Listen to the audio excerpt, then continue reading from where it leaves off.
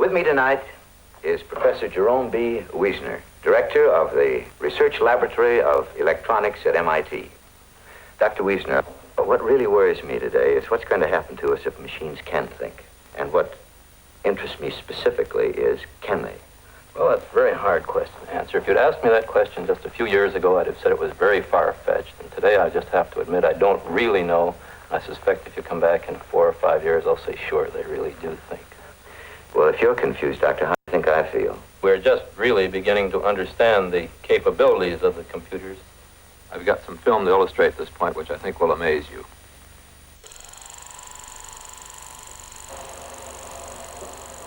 That man isn't playing checkers against a computer, is he? Sure, and it plays pretty well. When this film was made in 1961, some scientists were beginning to explore a fascinating idea. Computers, the tools of scientists and businessmen, might be programmed to do things which in humans required intelligence, play games like checkers and chess, and solve brain teasers.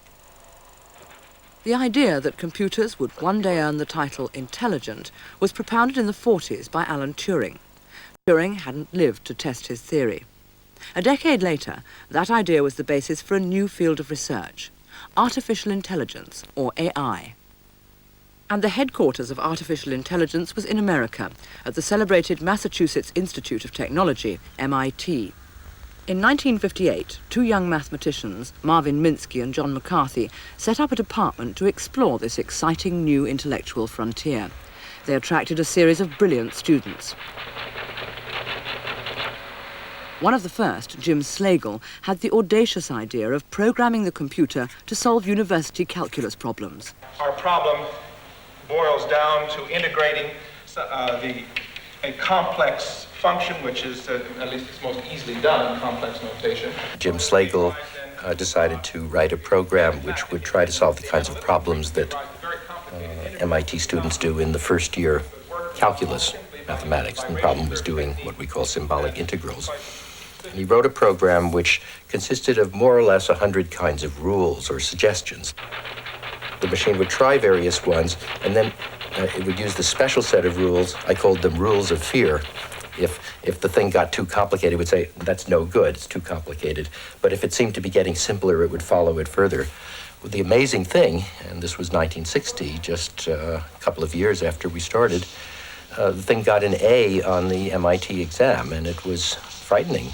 It was doing as well as the average student, or maybe slightly better.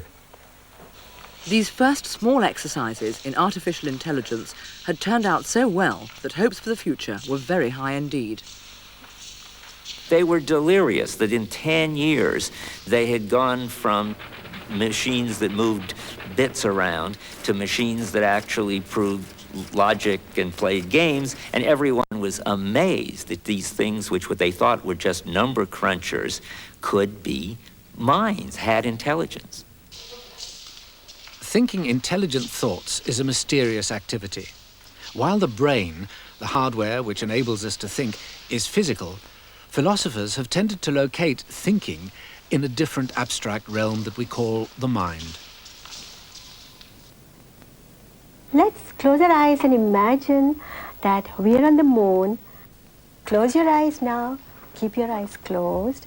Now imagine you're not on this planet Earth, but at a school on the moon. Okay? Now all of you live on the moon, and you live in moon houses and wear moon clothes. The mind is a place where we can hold and manipulate ideas as if they were real things. Are we all on the moon now? Yeah. Living in moon houses? Yeah. Hmm? What kind of a house would you live in there? I know what is a white house and a red symbol. And no window. The ideas can be about real things that we know about the world from our senses, but they can be completely imaginary, dealing with worlds we have never seen. A computer, too, can conjure up worlds both real and imaginary.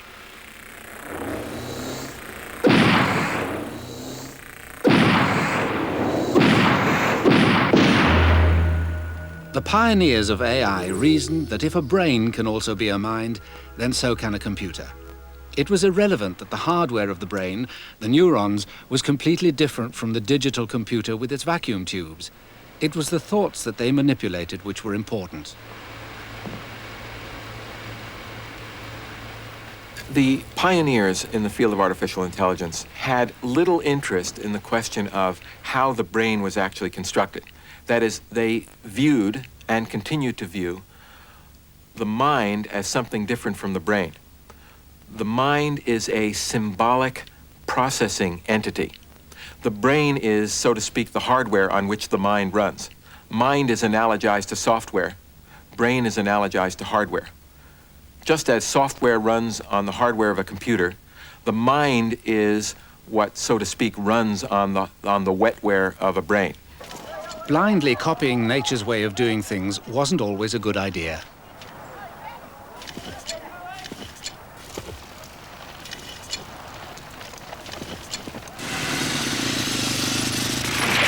They had this interesting analogy that just like when you made planes, you didn't have to make them with flapping wings. The biology didn't make any difference. We just bypassed biology and evolution and made planes with motors, and we made rockets. And if we'd spent our time trying to make things that flap their wings like people did in the early days, we wouldn't have ever had anything that flies. So it doesn't matter at all how the brain makes intelligence. We don't have to model the brain any more than you have to make something that flaps its wings in order to make something that flies. In the early 1960s, Hubert Dreyfus was a young philosopher working at MIT, one of the few representatives of the humanities in an institution which lives and breathes science. Students of his, who were immersed in the exciting new frontier of artificial intelligence, began trying to convince him that for philosophy, the writing was on the wall. Students would come into my courses on Heidegger and Wittgenstein and say that you philosophers have had your 2,000 years and you haven't come up with much, but we are beginning to, in fact, we've already practically finished understanding perception and particularly intelligence, reasoning, and so forth. And in fact, the ball has passed to us. And I was amazed. I had heard nothing about that. Can machines really think? Even the scientists argue that one. I'm convinced that machines can and will think. I don't mean that machines will behave like men.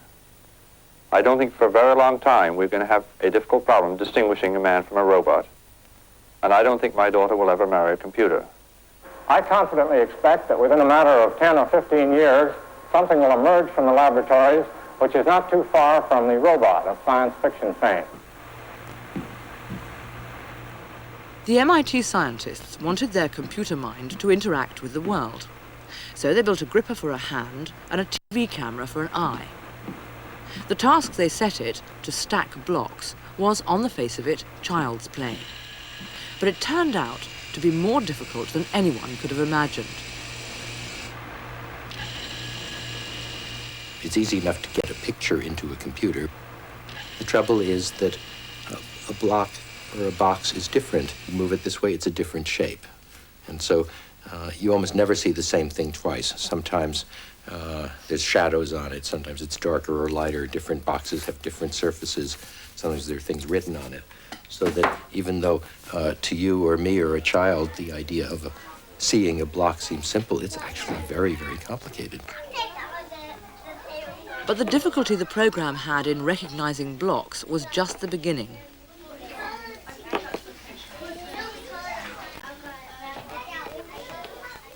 For example, we asked the robot to build a tower of blocks. And guess what it did? It started with the top block, put it there in space and let it go, because the machine didn't know that if you let go of something, it will fall. It didn't know about gravity, and it didn't know about the kinds of things that every 2-year-old child knows. So it took several years to do that. On this side of the Atlantic, things weren't going any faster. At the University of Edinburgh, another ambitious vision project was underway. This documentary from 1971 showed just how intractable some of the problems were. Freddy is a computer, and his world consists only of this round board and the objects on it. We immediately see this as a cup. Now the computer tries. After the first phase of processing, we have something which looks like this. The computer has sorted out the 4 major regions. Top of the cup, body of the cup, hole in the handle, and this irregular region, which is the shadow. After painstakingly working out where the object ends and the background begins, the computer is ready to name what it's looking at.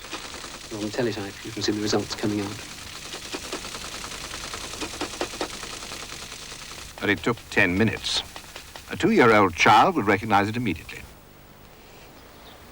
The problems of moving and seeing at the same time were even more taxing. At Stanford in the early 70s, Hans Moravec bravely tried to get his cart, a trolley connected to a massive computing engine, to cross a space, avoiding objects in its path. Each flash represented 15 minutes of thinking time, which tied up the department's computers.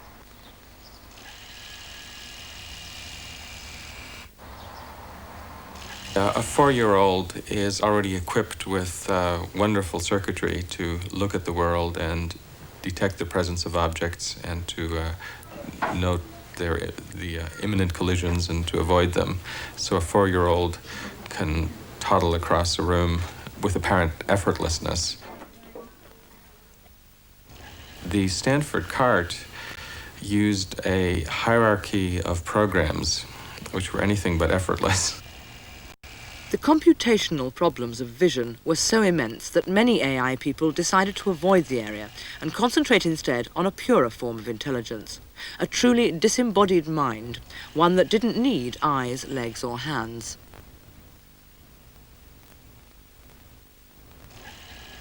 Back in 1950, Alan Turing had suggested one way of testing whether a machine could think. To pass the Turing test, as it's now called, a machine would have to convince an interrogator that it was a human being. Imagine you're sitting in a room, communicating via a screen with an entity somewhere else. It may be a person or a computer program. By question and answer, you have to determine whether you're talking to a human or a machine. The entity, human or machine, doesn't need to have eyes or limbs. In principle, it doesn't have to have a body at all. All it has to do to pass the test is to use language intelligently. One of the first computer programs which sought to use language convincingly in this way was Joseph Weizenbaum's program ELIZA. Here is a conversation between a computer, the capital letters, and a person. How do you do? Please tell me your problem. Women are all alike. In what way? They are always bugging us about something or other.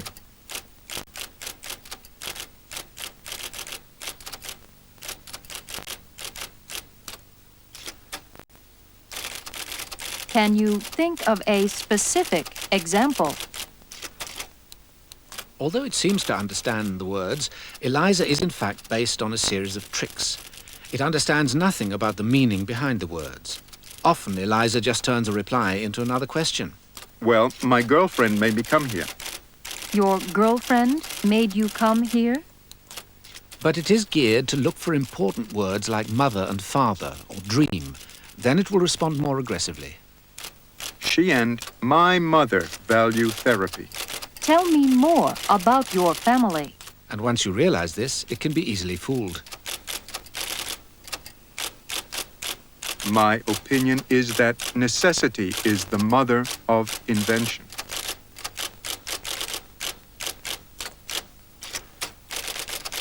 Tell me more about your family. Such a program could not possibly pass the Turing test and could not be said to use language intelligently. ELIZA was a light-hearted foray into a field which was full of difficulty. It would turn out that the human ability to understand spoken or written sentences was vastly more complex than solving calculus problems.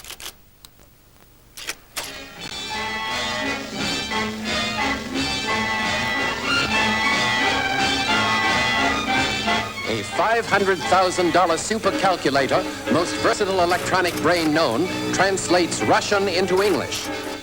They hadn't reckoned with ambiguity when they set out to use a computer to translate languages. This project was at the National Physical Laboratory in London, and they assumed the problem was relatively straightforward. She's putting them now into an automatic typewriter. Here's the first line of the English translation coming up. First artificial satellite of Earth was created. We should be able to do about, with a modern commercial computer, about 1 to 2 million words an hour. And this will be quite an adequate speed to cope with the whole output of the Soviet Union in just a few hours computer time a week. When do you hope to be able to achieve this speed? If our experiments go well, then perhaps within 5 years or so. And finally, Mr. McDaniel, does this mean the end of human translators? I would say yes for translators of scientific and technical material, but as regards poetry and novels, no, I don't think we'll ever replace the translators of that type of material. Mr. McDaniel, thank you very much. Such projects were soon in trouble. В последнее время для анализа и синтеза релейно-контактных электрических схем параллельно последовательным... This straightforward Russian passage poses no problem for a human translator. In the present paper, we propose using matrix Boolean algebra, and we describe some results which we have already obtained in this way. But when it was given to a computer, it came up with this. In our 241, present genuine article item clause, to be offered to be proposed, please suggest, for investigation, research, analysis, exploration, paper, essay, such so a sort of sort, kind, family, gens, gender, to utilize to take advantage of matrix Boolean algebra and n to be described row series, result gotten in at into 224 on n.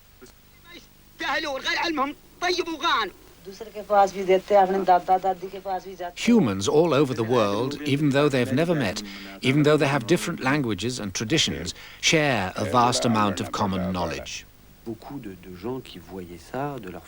Knowledge of what human beings are and what they strive for, their goals and beliefs, their sensitivities and fears. Before computers could possibly translate or understand languages, they would have to know these things as people do.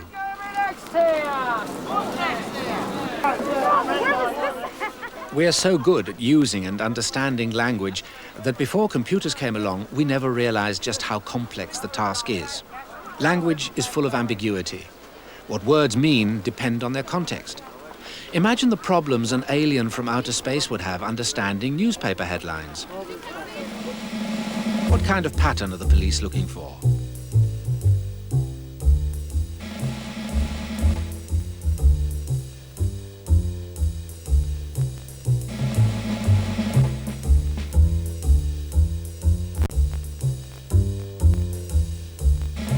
What we began to see is that the things that people think are hard are actually rather easy, and the things that people think are easy are very hard. We could do the calculus with just a few hundred pieces of program, but to learn language, to recognize faces, to walk, and to put your clothes on and do the kinds of things we expect every child to do, we still can't do with the robots of and the AIs of 1990. Once so promising, the fortunes of artificial intelligence now looked bleak indeed.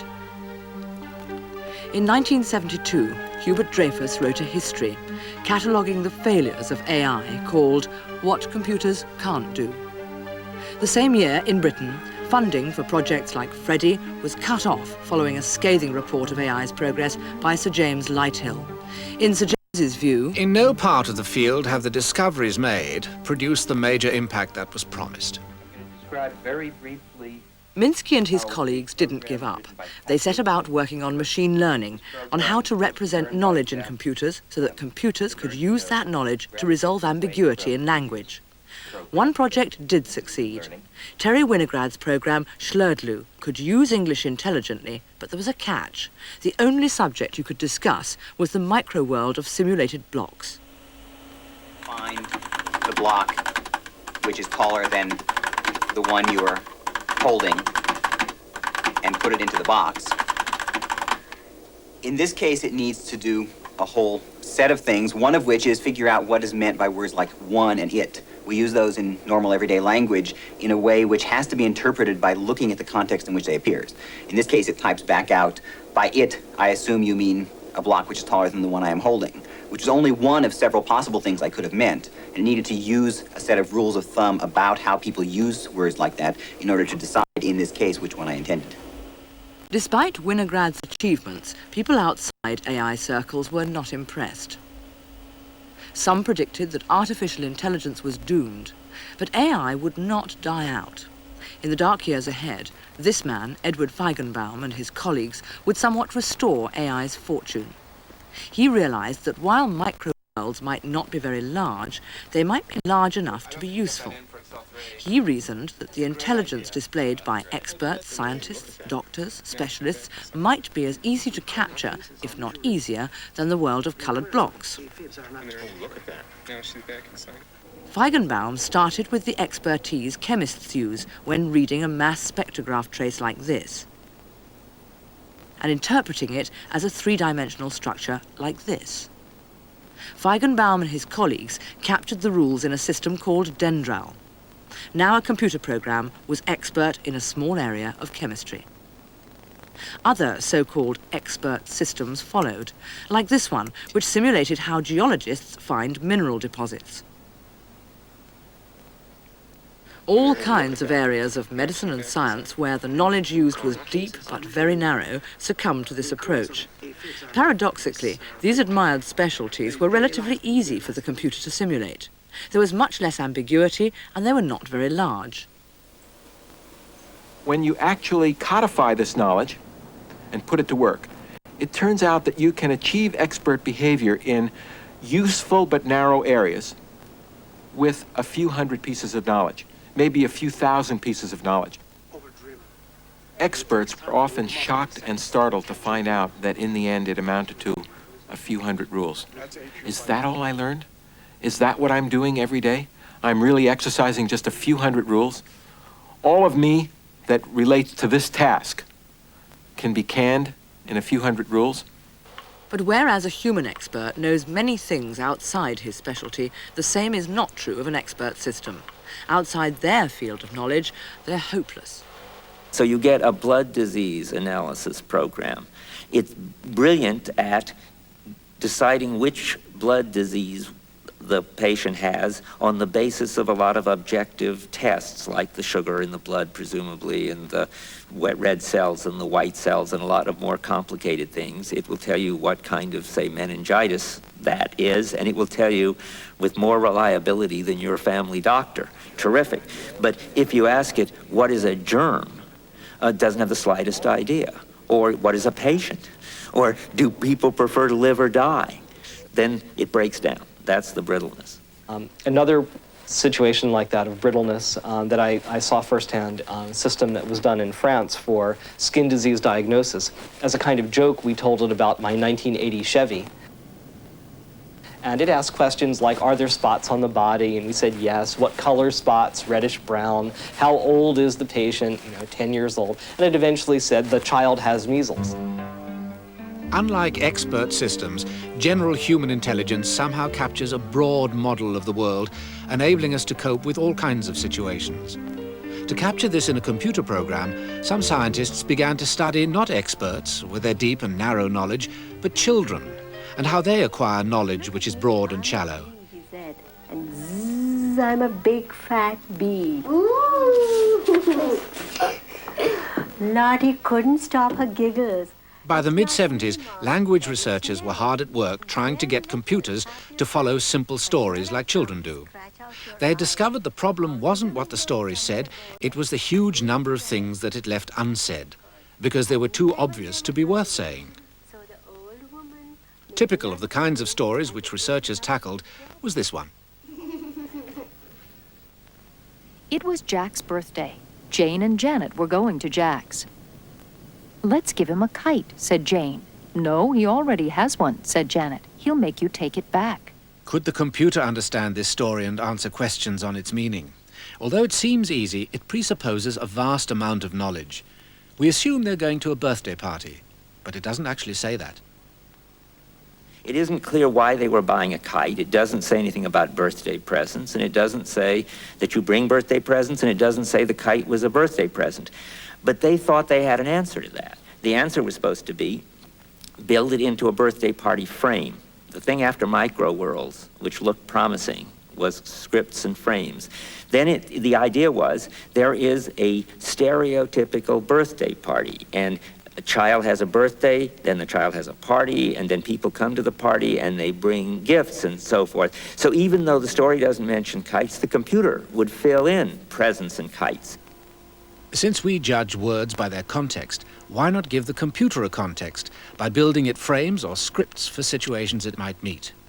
A birthday party frame would contain everything which usually happened at birthday parties. Once the computer had identified the frame, it could fill in the missing knowledge. But of course, things were not to be so straightforward. The problem surfaced in a funny way. The idea that he already has one, he'll make you take it back. The challenge was, and I think it's unanswered to this day, here's a new bit of information. The information that if you, in our culture, sadly, children learn, if you get a new one, just like the old one, you have to take the new one back, not the old one. And the question for them was, where are we going to store that information? It doesn't belong in the birthday party frame. It doesn't belong in the department store frame. It's general background knowledge. The horrible thing, general background knowledge, reared its head. And then when I heard it, as I usually did, I saw worse things. It occurred to me that the principle, if you have one, you don't want another one just like it, is not much of a strict rule. It doesn't apply to dollar bills. It probably doesn't apply to marbles or cookies. The dream, which had started out so well with chess and calculus, had progressed through microworlds and expert worlds, onto representing knowledge in scripts and frames, and had finally founded on the common sense knowledge problem. Knowledge that is so intuitive, we're hardly aware of it. Common sense knowledge is the knowledge that everybody shares. Everyone knows that if you hold something and release your grip, it falls.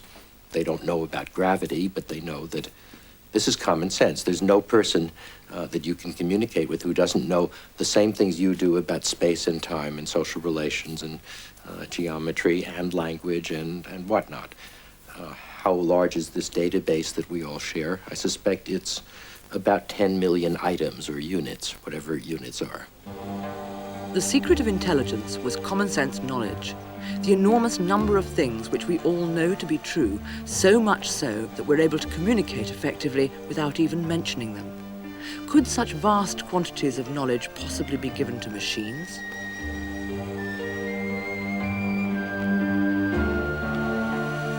We learn these millions of things as children growing up. Could machines learn like people? Scientists had long been interested in machine learning. But computers made very bad students because they started out from such a low level. Learning has the property that we learn at the fringe of what we already know. We learn that this new thing is similar to something we know already, and here's the difference. So the more you know, the more and more quickly you can learn. But the trouble is that we start our learning programs off with next to nothing, so they don't have a very big fringe, so they can't really learn very much very quickly. Doug Leonard didn't think it was hopeless, however. He believed the way forward was painstakingly to feed the computer the millions of things it needed to know to understand language. Only then would it be able to learn by itself. In 1984, he set up a project in Texas to do just this. Because it was likened to a vast encyclopedia project, it became known as Psych.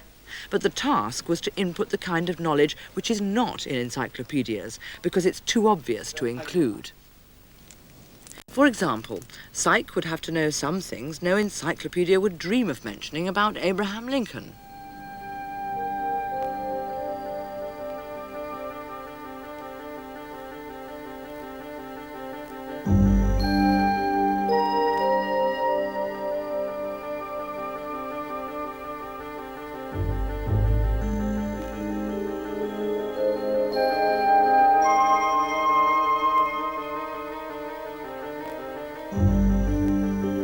The Psych project was the ultimate test of AI.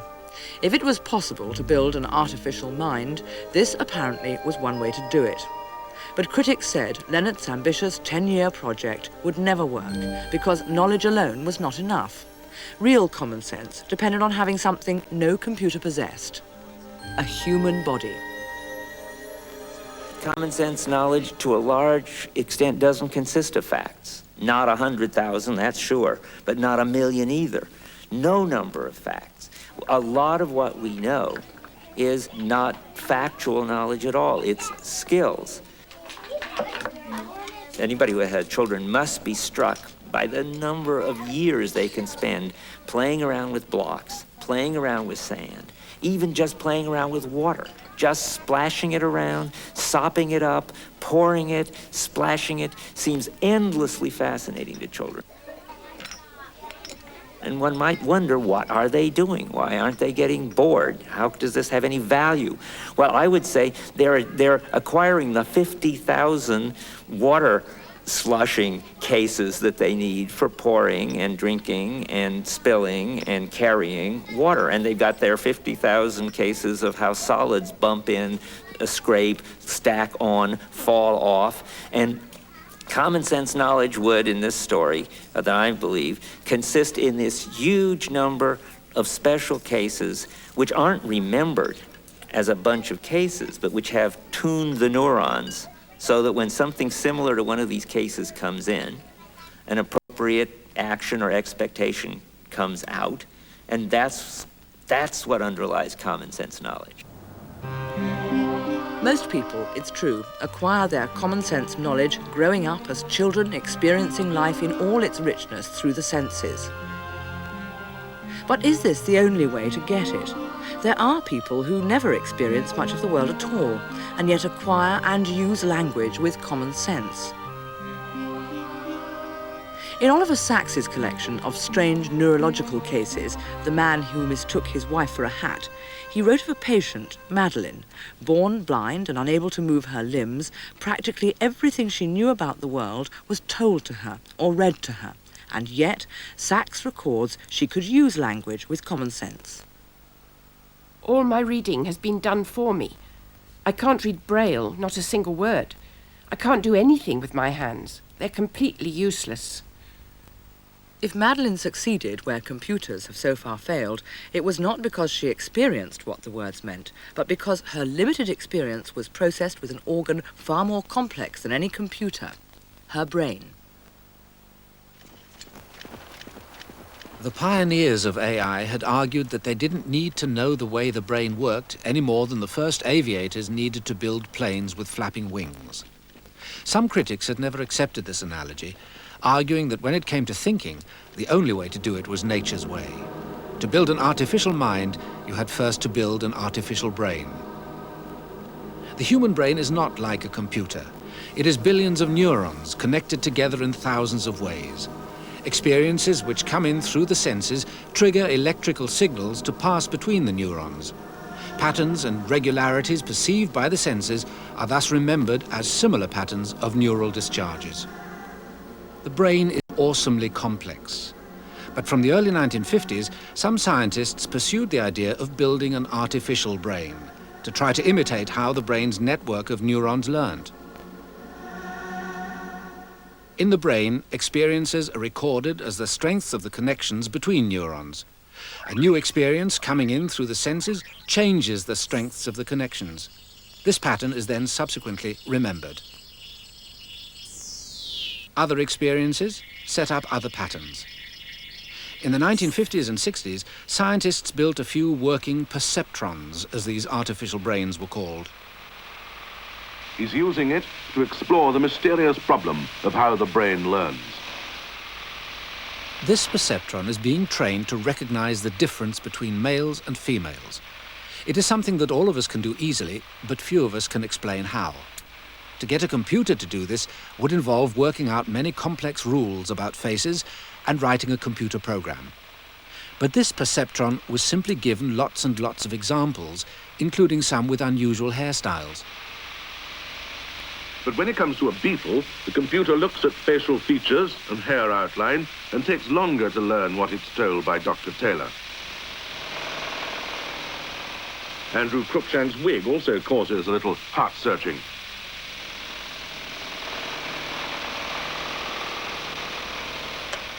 After training, it's given new faces it has never seen.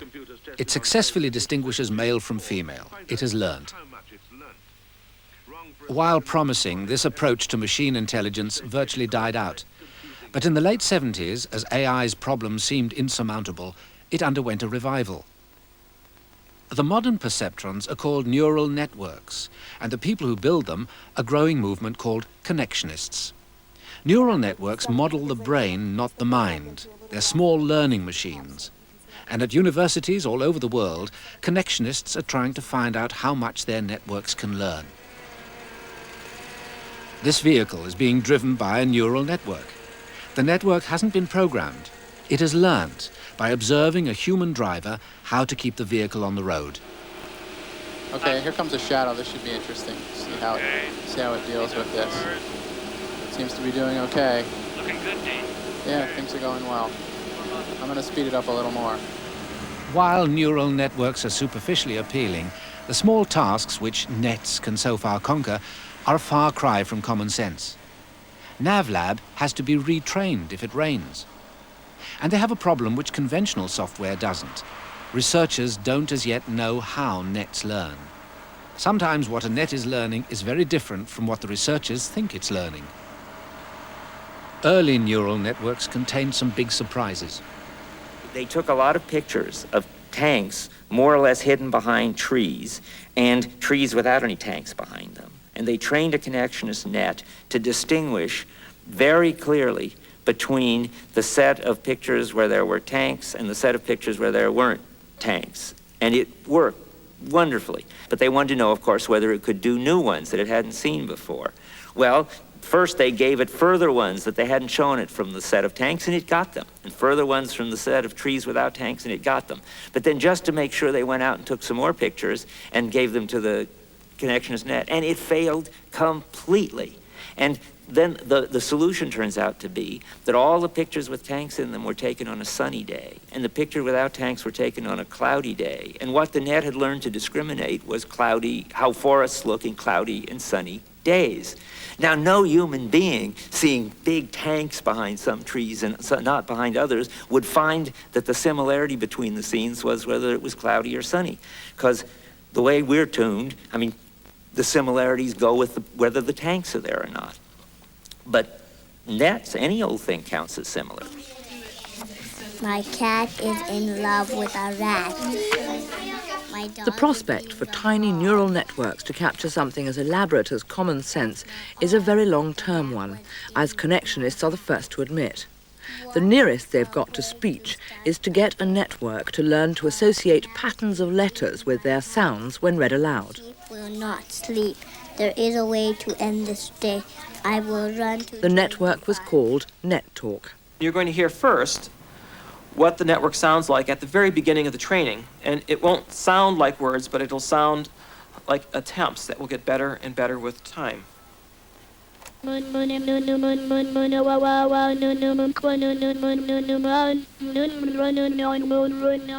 network reads the letters, say the phrase grandmother's house, and makes a random attempt at pronouncing it.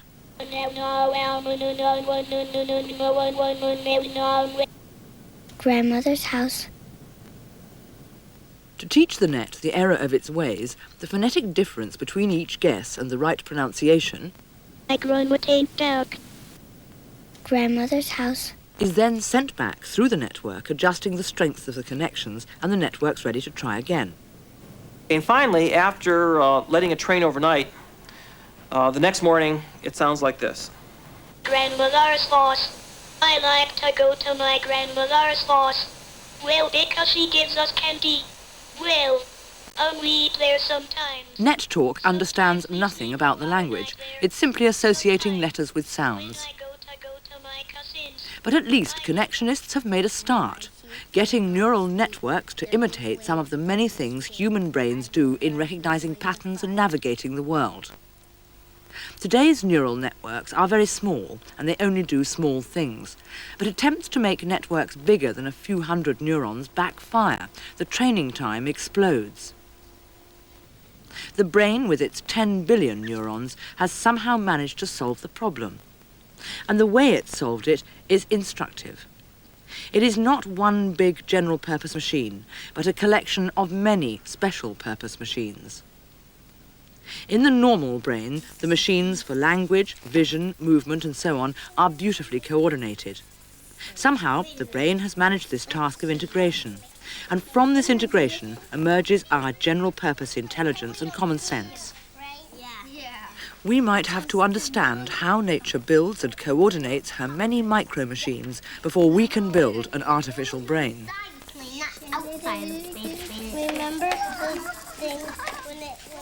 So far, AI is mostly a history of fascinating failures. But there is a rich legacy of practical, specialized applications which bear its name. It's produced programs which play chess as well as all but the very best players. It has produced expert systems which can do some of the things people dreamed about, though in restricted domains.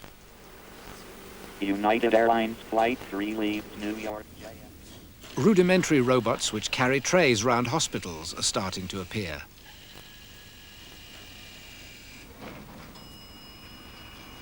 There are computers which can read books to the blind. The signed statement can be provided by a legally qualified physician showing them. And can even translate limited amounts of Japanese into English. I have a sharp pain in my abdomen.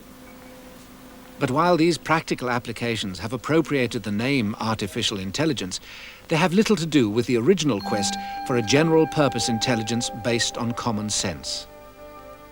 None of them could possibly pass the test Alan Turing had proposed in 1950, and which he expected would be passed by the end of the century.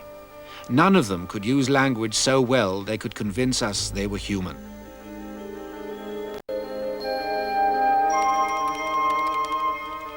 But the quest has not yet been abandoned. The project Doug Lenert began in 1984, the Psyche project, is still going strong, and Lenert thinks he has a good chance of success. You can think of this as mankind's first foray into large-scale knowledge engineering. I originally put the chance of this project succeeding when we started at about 10%. And I think even that was a little bit optimistic. I now put the chances about 2/3, over 60%. And the reason why I'm a lot more optimistic now has to do with the ways in which we have overcome the various tar pits, the potential thorns that might have snagged us along the way. There are all sorts of topics that we've had to deal with: time, space, causality, belief, emotions, rationality. And each one of them has had a whole community of researchers dedicating their life to formalizing, to studying, to codifying.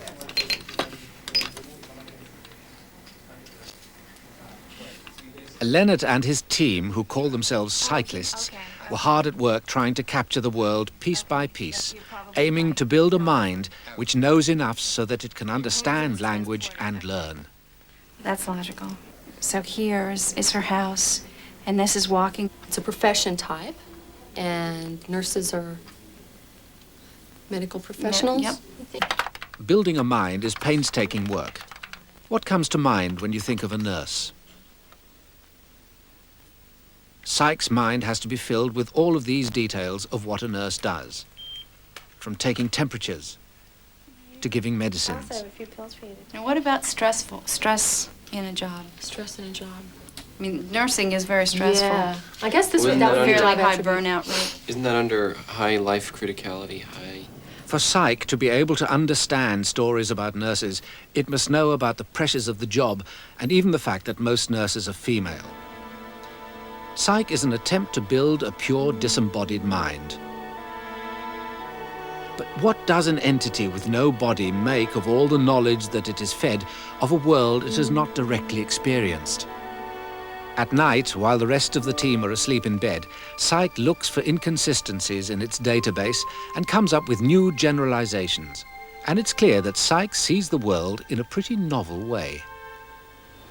So in the morning we come in and see what inconsistencies it's found, and we also sometimes see what interesting new discoveries it's made.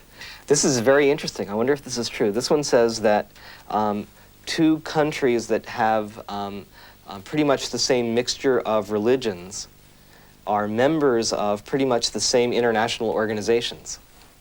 So I'm going to put a question mark next to that one.